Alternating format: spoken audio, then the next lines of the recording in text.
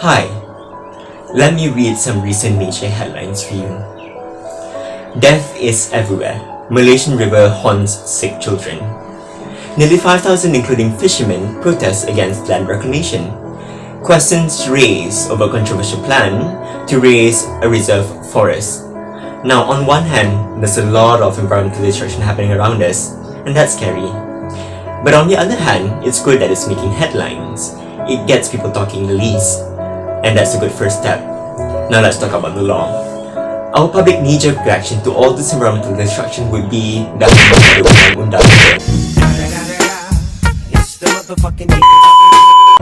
on the contrary, much like our rich biodiversity, we have a lot of laws and policies put into place. However, unlike our beautifully intertwined and interconnected jungle vines, our laws and policies are simply out of place, with too many bureaucracies, focal points, and jurisdiction.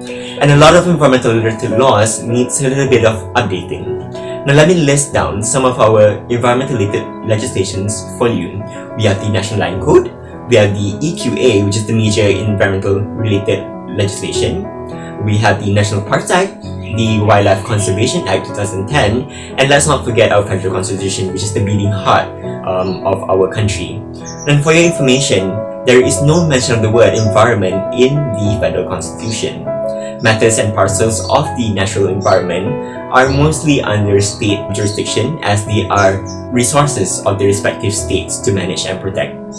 The aim for these legislations is to regulate the interaction between humans and our local natural environment to ensure the protection of our vast biodiversity. So, however, humans, like any other beings, we have need to utilize resources to safeguard our livelihood. Hence, we set up mechanisms giving out licenses for projects to build factories and alienating land for the need for development and so-called progress. In other words, it's giving out license to pollute. So what does it take for a project proposal to be approved, now you ask? So under the Malaysian law, the Environmental Impact Assessment, or the EIA, is a mandatory step before any project proposal is being approved.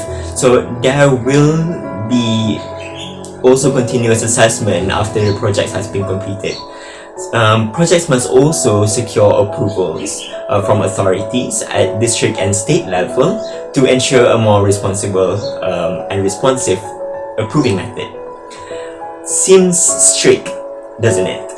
Unfortunately, corruption can occur with a slither in from project proponents by knocking on Menteri Besar's door to straight away approve the projects.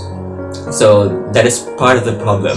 And also note that public consultations in a project approval is a crucial point towards how the project would impact the surrounding community. However, it's not necessarily the case. Town hall sessions are merely for shows and only there to complete the requirement of the project proposal. Now, with communities unable to voice out as they can't access these town hall sessions. Now, ironically, as well, one of the states in Malaysia that has legislations for public consultation for forestry assessment, where we have other states who are notoriety in abusing natural resources, but they don't have that legislation put in place.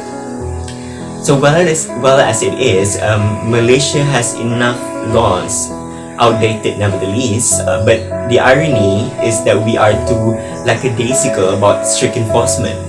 So if agencies and enforcers would adhere to the laws, there would be fewer recurrences of pollution and harm done to our natural environment. So it's lock the perpetrators in cages like how they did to our lives. Damn! Find the corporations to the point that they can't operate anymore. Take a stand. I mean, that's what I'm saying. Another proposal for a new environmental crime unit wouldn't necessarily solve the problem. They would not have the power to act and arrest, unlike the enforcers that we have. So, the Environmental Criminal Act of Destruction can be taken action. You can't help but to wonder if authorities are aware of their power to arrest under our environmental legislations, or if it's just another political ploy. So our environmental court, which is also new, its lawyers and judges need more training, and what they need most is the heart to understand how nature works. It doesn't have to be rigid through the eyes of the law.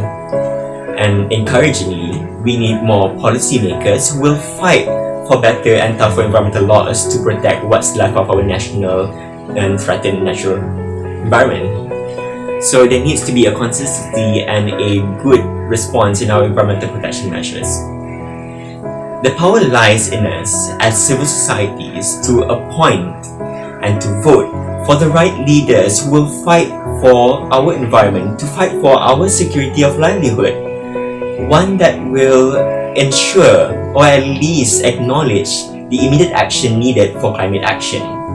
Now, I may have simplified the notion of relationship between our law and the environment. However, I urge people to be vigilant, to participate, to know the law and protect our land together, because we are an important link in the ecosystem chain.